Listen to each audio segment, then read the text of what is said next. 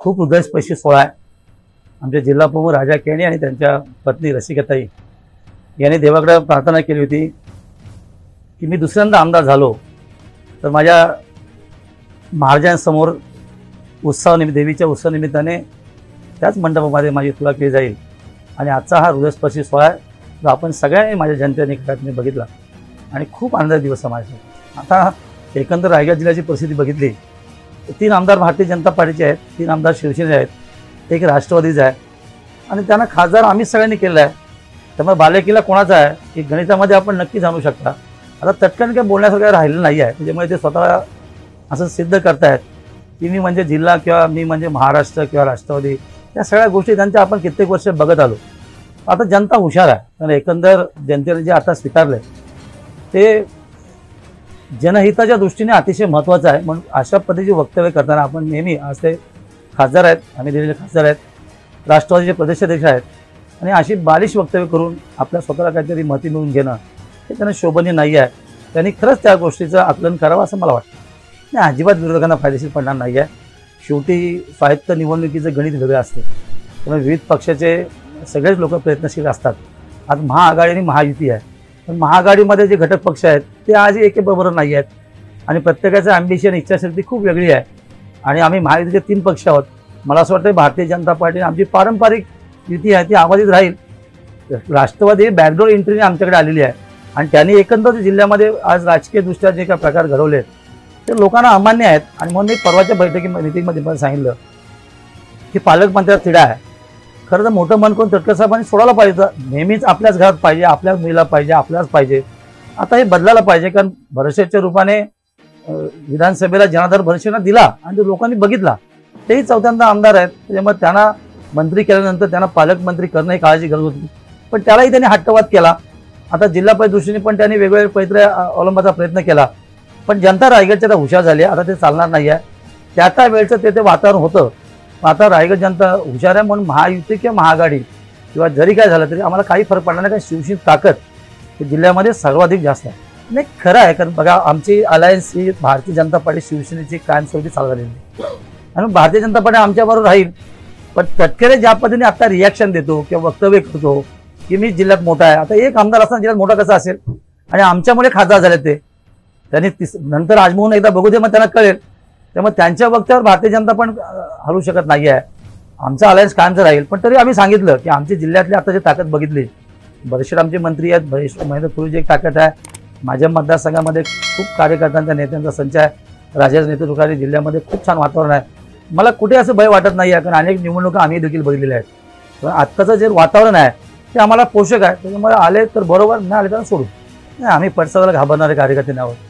असं आहे की आम्ही नेहमीच सांगतो तटकरे साहेब वरिष्ठ आहेत, ज्येष्ठ आहेत, आदरणीय नाहीत, आम्ही त्याच्याविषयी चुकीचं म्हणत नाही, पण त्यांचं जे करणारं कृत्य आहे ते लोकांना भावणारं नाही आहे। नेहमी तोच प्रयोग चालत नाही राजकारणामध्ये।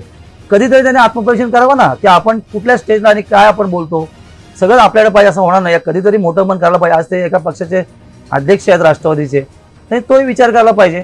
आणि म्हणून महायुती महाआघाडी जरी असली तरी माझ्या पक्षाची शिवसेनेची ताकद ही जिल्ह्यामध्ये सर्वाधिक जास्त असल्यामुळे आणि इतर आता आज जे महाआघाडीमध्ये जे पक्ष आहेत त्यांच्यामध्ये काय स्पर्धा असं वाटत नाही। म्हणजे आपण जर एकंदर कॅल्क्युलेशन केलं तर उभाटाची आजची जी अवस्था आहे किंवा काँग्रेसची जी आता दयनीय अवस्था आहे, शेका पक्षाची अस्तित्व नाही आहे, त्याच्यामुळे ते जे एकत्र येण्याचा संबंध येणारच नाही आहेत, कारण प्रत्येकजण आपापल्या भूमिकेमध्ये आहेत।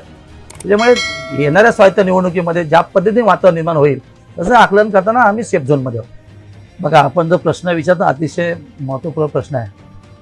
ब्लॅकमेलिंग आपण शब्द वापरलात, खरं आहे की राष्ट्रवादीचे वरिष्ठ नेते किंवा तटकरे साहेब हे ब्लॅकमेलिंग करतात। आता राजू साबळे आमच्या पक्षाचे कार्यरत नेते होते, त्यांच्या अनेक एज्युकेशन संस्थेला आम्ही देखील मदत केली आहे सगळ्यांनी दिली। अशाही परिस्थितीमध्ये त्या उल्लेखनीय कार्यक्रमामध्ये शिंदे साहेबांच्या मातोश्रीचं नाव एका इमारतीला, आदरणीय भरतशेठ मंत्री मोदयांच्या मातोश्रीचं नाव एका इमारतीला, त्या सोहळ्यामध्ये तटकरे साहेब प्रमुख अतिथी होते, त्यांच्या उपस्थितीमध्ये कार्यक्रम झाला। पुढं नाव आता ते काढलं ना नाव, आम्ही पत्र देऊन टाकलं, आम्ही पत्र दिलं जर भरतशेठच्या मातोश्रीचं नाव गेलं असेल तेही काढा, म्हणजे नाव कमी केलं। हा म्हणजे अर्धातच ना, माझे मंत्री भरतशेठच्या मातोश्रीचं नाव काढलं तर आमचे नेते शिंदे साहेब कसे ठेवतील?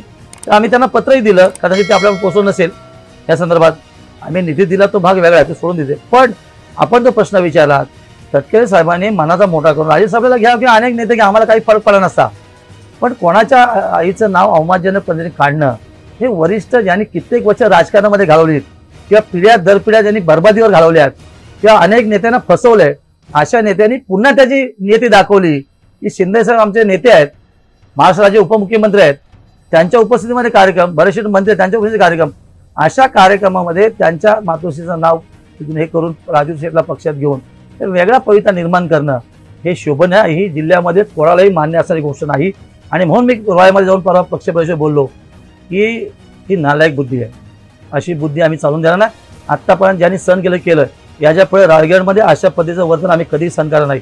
प्रत्येकाला अस्तित्व निश्चित आहे, प्रत्येकाने आपला पक्ष वाढवावा, पण त्याच्या कार्यपणे वाढवावा, कोणाचं नाव कमी करून हे करून असं होऊ शकत नाही. आणि म्हणून मी सांगितलं की मगाशी तुम्ही सांगितलं नीच बुद्धी तर नीचच बुद्धी. बघा ह्याच्या मागचे बोलवते धनी तटकरे साहेबच आहे.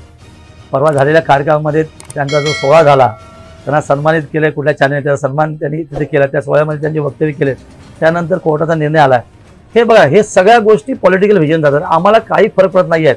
महेंद्र थोरे पण तेवढाच मातब्बर आहे आणि सगळ्यांना अंगावर घेण्यात ताकद त्याच्यामध्ये. येणाऱ्या जिल्हा परिषद निवडणुकीमध्ये किंवा नगरपालिकेमध्ये त्यांचा करिश्मा आपल्याला दिसेल.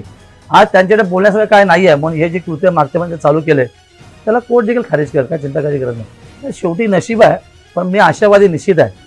तर एकंदर मी केलेलं काम आणि माझी भूमिका, आमचे बरेचसे मंत्री आहेतच, पण कदाचित मला असं वाटतं रायगडला ही संधी मिळाली पाहिजे. महाराजांचा जिल्हा आहे आणि याने त्या माध्यमातून त्या भूमिकेकडे जाण्याचे नक्की मी प्रयत्न करेन आणि ते मिळेल अशी मी आशा वाटते. नाही बघा आता अध्यक्षपद ओपन पडलेलं आहे. ओके, प्रत्येकाने इच्छा व्यक्त करणे का हे नाही आहे, ते आमचे युवा सेनेचे प्रमुख आहेत, त्याच्यामुळे प्रश्न येत नाही. तिथे इच्छा व्यक्त करणं आणि बाकी पक्षश्रेष्ठीवरचा निर्णय घेतो. पण आमची शेका पक्ष तुम्ही म्हटल्याप्रमाणे शेका पक्ष कुठे आहे, ज्या तालुक्यामध्ये शेका पक्षाचं मुळात हे आहे तिथेच त्यांचं अस्तित्व नाही आहे. तर बाकी काय त्यांच्या शेका पक्षामध्ये दुफळी झाली, दुभागलंय, त्यांनी इतर पक्षावर काय टीका टिप्पणी करावी, काय वक्तव्य करावं, त्यांचा अस्तित्व काय शिल्लक नाही. आणि मला वाटत नाही येणाऱ्या जिल्हा परिषदेमध्ये एक सीट त्यांना मिळणार नाही. बरेचसे आमचे मंत्री आहेत, 4 वेळचे आमदार आहेत, महेंद्र थोरे तिकडे आमदार आहेत, मी आहे आणि जिल्ह्यामध्ये आमचं शिवसेना संघटन हे सगळ्या पक्षांपेक्षा मजबूत आहे. त्यामुळे आम्ही आशावादी आहोत की येणाऱ्या स्वायत्त जिल्हा परिषदेमध्ये आमच्या सीट जास्त येतील. पण भारतीय जनता पार्टी ही आमची कायमस्वरूपीची अलायन्स आहे, त्यांना बरोबर घेऊन जाण्याचं आमचं महत्त्व निश्चित आहे. पण राष्ट्रवादी नादाला लागून का चुकीचा पवित्रा धरला तर त्यांना सोडून देखील आमची तयारी आहे. नाही असं की ह्या मतदारसंघामध्ये मागच्या 3 निवडणुकीमध्ये आमचं पारडं निश्चित जड आहे. राजा जिल्हा प्रमुख आहे, राजाची मेहनत आणि केलेलं काम हे लोकांना निश्चित भावलेलं आहे. आज आपण बघितलं की रॅलीमध्ये त्यांनी सहज एका फोनवरती असंख्य कार्यकर्ते येतात आणि त्यांनी जनतेसाठी खरं प्रामाणिक काम केलं. मी मगाशी माझ्या भाषणामध्ये सांगितलं 2014, 19 आणि 24 हा जर प्रवास बघितला, राजा जर तिकडे होता तरी आमच्यामध्ये प्रेम निश्चित होता. आज ते जिल्हा प्रमुख आहेत आणि आमच्या शिवसेनेची परंपरा आहे की जिल्ह्यातल्या सीट शेअरिंगच्या ज्या गोष्टी असतील ते जिल्हा प्रमुखाच्या नेतृत्वाखाली होतात.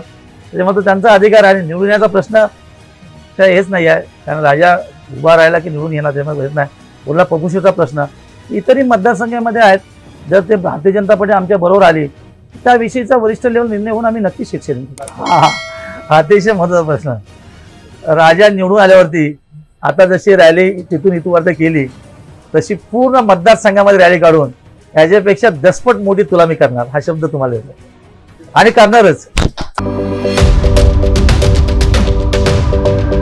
यूट्यूबवर सुद्धा रायगड टाइम्स सर्च करा आणि पहा रायगडच्या कानाकोपऱ्यातील प्रत्येक बित्तम बातमी. आणि हो लगेच सबस्क्राईब बटनवर क्लिक करायला विसरू नका. रायगड टाइम्स, आपलं चॅनल, आपला आवाज.